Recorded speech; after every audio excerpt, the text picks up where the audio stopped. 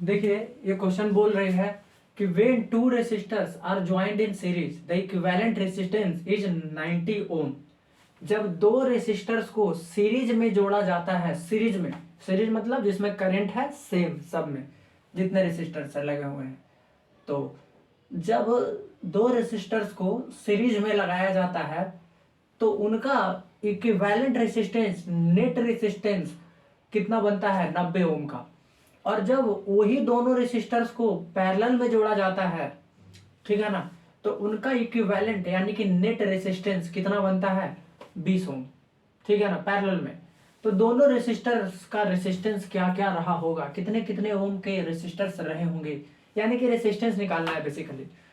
तो देखिए दो रेसिस्टर्स है, उसको सीरीज में लगाया गया है, तो हमको थोड़ी ना मालूम है कि R1 R2 का क्या वैल्यू है। तो हम तो बोल ही सकते हैं कि पहला रेसिस्टर का रेसिस्टेंस रहा होगा R1 और दूसरा रेसिस्टर का रेसिस्टेंस रहा होगा R2। R1 R2 तो रेसिस्टेंस मान ही सकते हैं। तो दो रेसिस्टर्स है, सीरीज में लगाया गया पहले, तो उनका इक्विवेलेंट रेसिस्टेंस 90 ओम आया।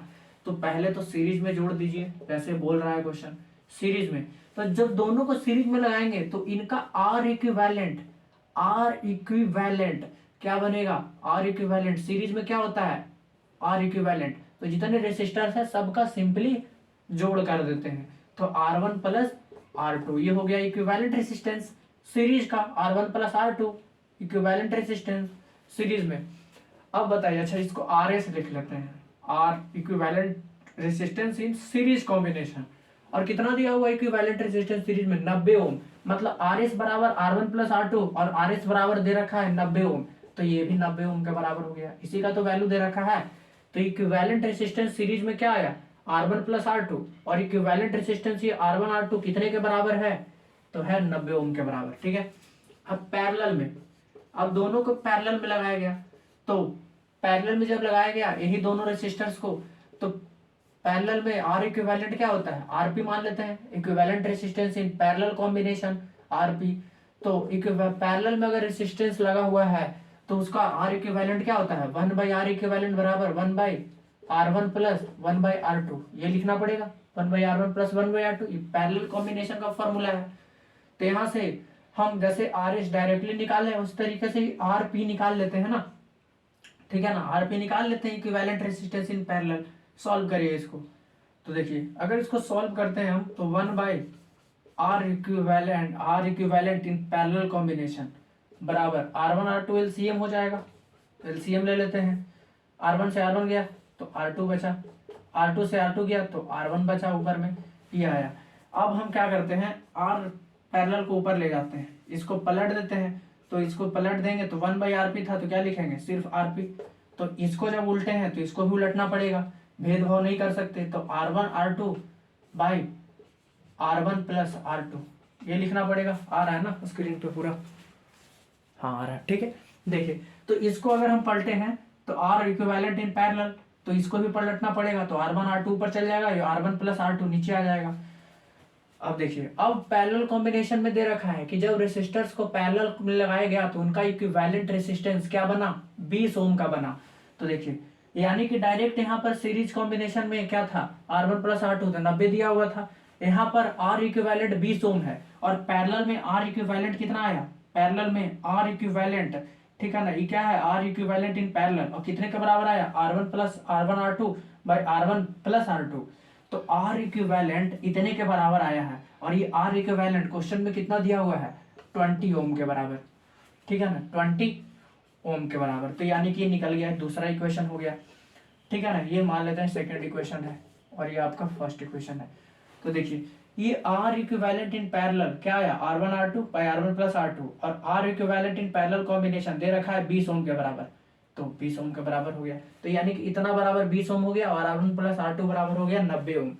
तो अब इसको सॉल्व कर लेते हैं, ठीक है ना। अब इसको सॉल्व कर लेते हैं तो देखिए यहाँ पर हम R1 R2 के जगह पर 90 ओम तो रख सकते हैं। इक्वेशन फर्स्ट में R1 प्लस R2 बराबर 90 ओम है, तो R1 प्लस R2 के जगह पर यहाँ पर 90 ओम तो रख ही सकते हैं। ऊपर में क्या आ गया? R1 R2 है, और नीचे में क्या आ जाएगा? R1 प्लस R2 के जगह पर फर्स्ट इक्वेशन से 90 के बराबर, तो R1 R2 नीचे में 90 हो गया R1 प्लस R2, और ये सेकंड इक्वेशन में ऊपर था R1 R2 और नीचे में R1 प्लस R2 की जगह पर यहाँ से 90 ओम लिख लिए, ठीक है ना। और इधर कितना आ गया 90 ओम, और तो इसके जगह पे ही लिख रहे हैं सब। तो R1 R2 बटा 90 बराबर कितना है 20। तो सेकेंड इक्वेशन से ये मिल गया हमको, ठीक है ना। तो अब देखिए यहाँ पे 20 ओम आ गया। अब क्या कर सकते हैं यहाँ पर R1 R2 बराबर कितना हो जाएगा, R1 R2 90 into 20 1800, 90 into 20 1800 ohm into ohm, ohm square, ठीक है ना। तो R1 R2 कितना आ गया 1800 ओम स्क्वायर। अब हमको बेसिकली ये सब तो इक्वेशन हम बनाए हैं, अब हमको R1 R2 का वैल्यू चाहिए। तो देखिए यहाँ से तो कोई उपाय नहीं लग रहा है कि हम डायरेक्ट R1 R2 निकाल लें। R1 प्लस R2 90 ओम है, R1 इंटू R2 1800 ओम स्क्वायर के बराबर है। सॉल्व ये दोनों से तो सॉल्व हम नहीं कर सकते, R1 R2 नहीं निकाल सकते। तो आप मैथमेटिक्स में एक इक्वेशन अगर हमको R1 माइनस R2 कैसे भी मिल जाए, R1 प्लस R2 तो है 90 ओम के बराबर, अगर R1 माइनस R2 मिल गया किसी भी तरीके से तो फिर ये दोनों इक्वेशन को आसानी से हम सॉल्व कर सकते हैं। तो देखिए आपको पता है कि एक मैथमेटिक्स में इक्वेशन होता है, इसको हम ऐसे लिख सकते हैं कि a माइनस बी एक इक्वेशन होता है, ठीक है ना।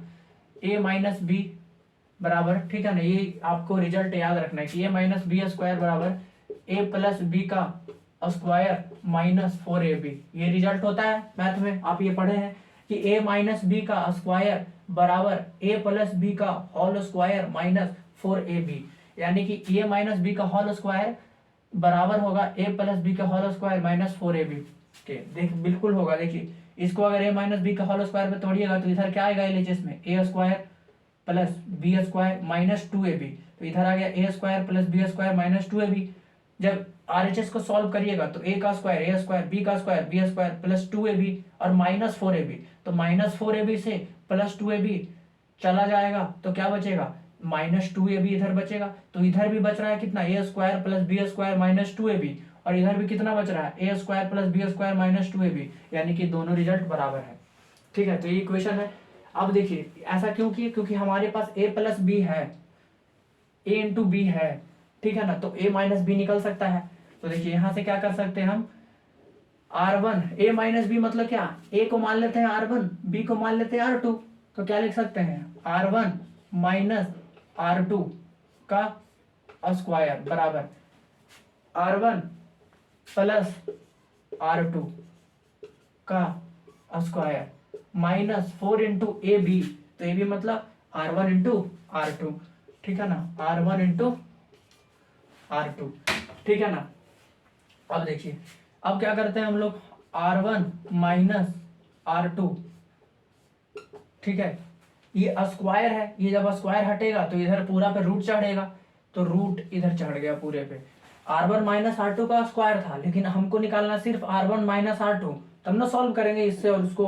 तो R1 माइनस R2 बराबर क्या आ जाएगा, इस पूरे का रूट चढ़ाना पड़ेगा। तो R1 प्लस R2 कितना है, ठीक है ना, एक स्टेप और लिख देते हैं, R1 प्लस R2 का square minus 4 into R1 R2, ये हो जाएगा रूट में, ठीक है। थोड़ा तो इरेज ही करना पड़ेगा, बिना इरेज के ये हो तो उपाय है नहीं, ठीक है। नीचे आ रहा है क्या, हाँ भी है एक लाइन, ठीक है। देखिए तो R1 माइनस R2, तो R1 माइनस R2 निकालना है हमको, ठीक है। तो देखिए R1 R2 कितना है, R1 प्लस R2 90 ओम है, तो 90 रख देते हैं, 90 का स्क्वायर, तो ये हो जाएगा, क्योंकि R1 R2 था ना 90, R1 प्लस R2, तो 90 के बराबर रख लिए, लेकिन इसका स्क्वायर है तो स्क्वायर करना पड़ेगा, minus 4 into R1 R2, R1 R2 कितना है 1800, R1 R2 कितना है 1800, तो इंटू 4 इंटू 1800 करना पड़ेगा, ठीक है ना, 4 इंटू 1800 करना पड़ेगा, ठीक है। इसको इरेज कर देते हैं, इसका अब कोई काम नहीं है, ठीक है ना, इसको इरेज कर देते हैं।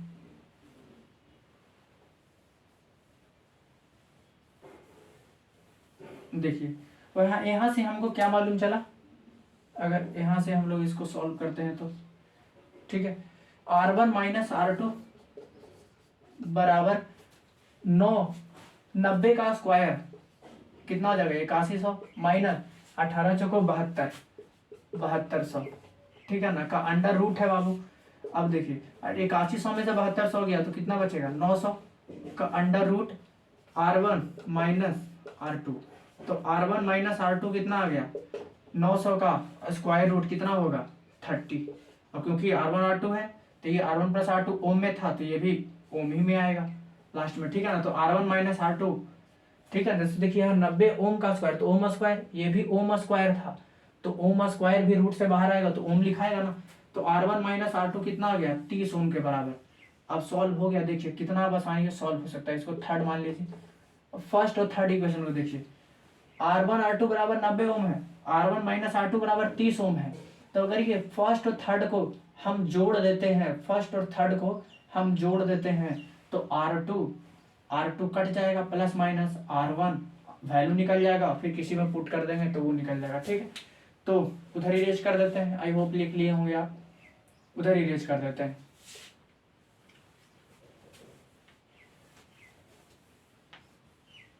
देखिए तो हम क्या करते हैं, इक्वेशन फर्स्ट को और इक्वेशन थर्ड को जोड़ देते हैं। क्यों जोड़ रहे हैं, क्योंकि हमको R1 R2 चाहिए, तो जोड़ेंगे तो हम देख रहे इधर माइनस है इधर प्लस है तो कट जाएगा, तो R1 का वैल्यू निकल जाएगा, एक वो बचेगा यहाँ पर वेरिएबल तो निकल जाएगा वैल्यू R1 का, और R1 का फिर किसी में वैल्यू रख देंगे चाहे इसमें तो R2 का वैल्यू निकल जाएगा।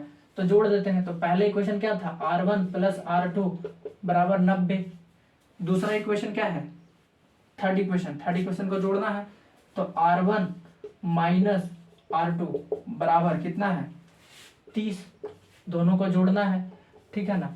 तो जब जोड़ रहे हैं तो देखिए LHS जुड़ेगा, RHS जुड़ेगा तो R2 से R2 कट जाएगा क्योंकि ये प्लस में ये माइनस में, और R1 प्लस R1 कितना हो जाएगा 2R1, और ये 90 और 30 कितना हो जाएगा 120, 2 से कट जाएगा ये 60 बार में, तो R1 बराबर कितना आ गया 60 ओम, यानी कि R1 आ गया 60 ओम, ठीक है।